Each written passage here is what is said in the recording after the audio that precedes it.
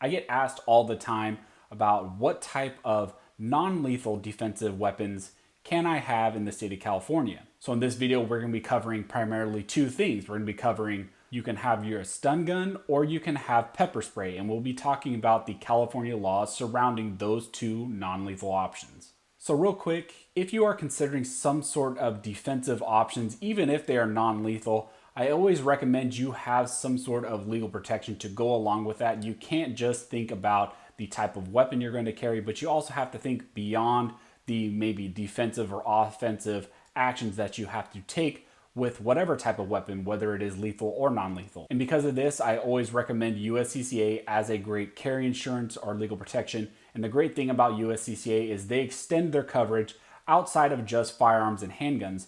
So I'll go ahead and pin a comment down below and also put a link to USCCA in the details if you would like to take a look for yourself. So the first weapon or the first option we're going to be talking about today are stun guns. So stun guns are also known as tasers. I'm sure a lot of you are familiar with them. And a lot of people wonder, are normal residents, normal individuals in the state of California like me and you, are we able to have stun guns or tasers?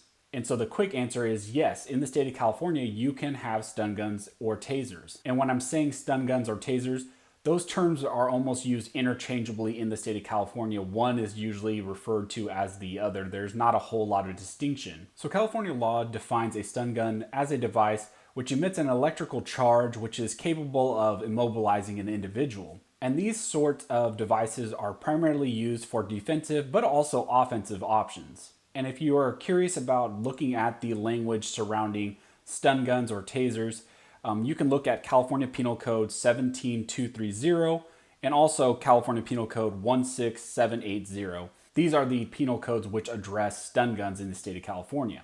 Now, the great thing and why a stun gun is good for a non-lethal option in the state of California, first is because to get a stun gun or for you to obtain a stun gun or a taser, you don't have to have a permit and you don't have to go through a background check, which is a lot different from you being able to carry a firearm in the state of California or for you being able to purchase a firearm in the state of California. Almost anybody is able to buy, possess, and use a stun gun or a taser here. But there are some exceptions, so let's talk about those. If you're convicted of a felony or assault, you cannot legally possess, buy, or use a stun gun here. Also, if you are addicted to drugs, narcotics, anything of that nature, you cannot have a stun gun, use, possess, buy, etc. Also, if you're younger than 16, you also cannot have a stun gun or taser.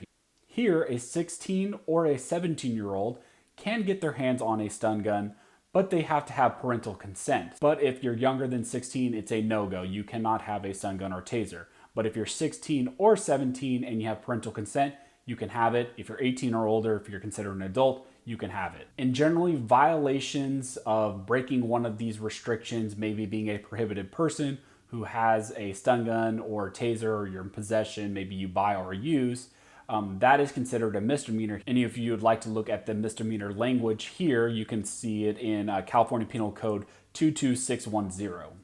Now, one last thing that I want to cover as far as the laws surrounding stun guns and tasers is there are some prohibited places in which you can be in possession of these items. And they're very traditional places that you consider. They usually apply to firearms as well. We're talking about schools, we're talking about like airports, federal buildings or local government buildings, stuff like that. You are prohibited from having or possessing a stun gun or taser. And the punishment for having a stun gun or taser in these prohibited areas can land you up to 1 year in jail and or a fine of $1,000. Now, of course, like usual when it comes to firearms and other sort of things, police officers are exempt from this language, so they can possess, stun guns and tasers in these prohibited areas. So that is our first non-lethal option, is to have a stun gun or taser. Now, it's not as good as a firearm or a handgun, in my opinion. I would always recommend that if you are considering seriously some sort of defensive option, I always think that you want to have the best equipment possible. And so in my opinion, that is a handgun, that you should have a concealed carry. You should be trained, confident of having a handgun on you and use that as your defensive option. But I know some people don't feel comfortable with handguns, or maybe they can't get their hands on one right now. And so you're looking for some other options. And so the first really good option is a stun gun or taser. Now, another great option is to have pepper spray. I know a lot of people who even carry handguns concealed also have a non-lethal form or a non-lethal defensive option in the form of pepper spray. I know a lot of people consider maybe having levels of escalation in their defensive carries, and pepper spray is one of those. So pepper spray is regulated in the state of California. Its use, possession, purchase, etc. is regulated here under California Penal Code sections 22810 following after that. If you look at that section, there will be all the language concerning pepper spray. Now, one of the important distinctions with pepper spray, which is a little bit different than using stun guns or tasers, where stun guns and tasers are considered to be defensive and offensive options, here in the state of California, pepper spray is supposed to be used primarily only for self-defense. It's only for the use of self-defense. So here in this state, the use language is not limited just to the spraying of the aerosol in the can. Use extends also to the mere display of the can or of the pepper spray. So even if you were to show someone the can but not spray, that is considered use, and it can only be used in self-defense purposes. The non-self-defense use of pepper spray can subject you to a misdemeanor charge and also a fine up to $1,000. And the real kicker with this use, or even just showing it, in California, the defense of like saying, you know, my pepper spray can, it didn't have anything even in it. Like, even though I showed it to someone, there was nothing in it. Or even just saying that, you know, it doesn't work, it's inoperable, it's broken, so I couldn't even spray it at someone, I just showed it to them. That is not considered a defense in the state of California. So let's talk about some of the restrictions surrounding pepper spray here. If you're considering picking up a can of pepper spray, it cannot be more than 2.5 ounces.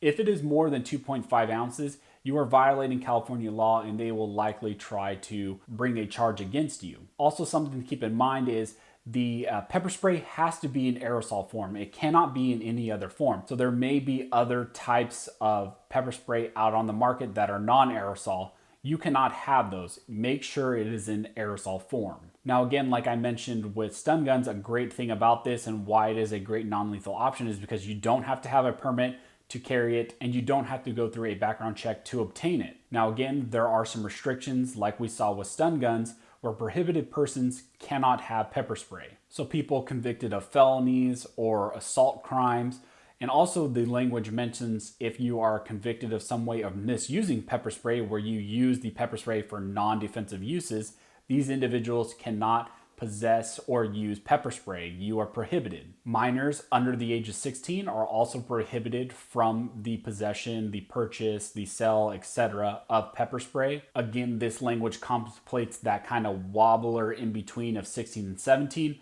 With parental consent, they can possess and use pepper spray.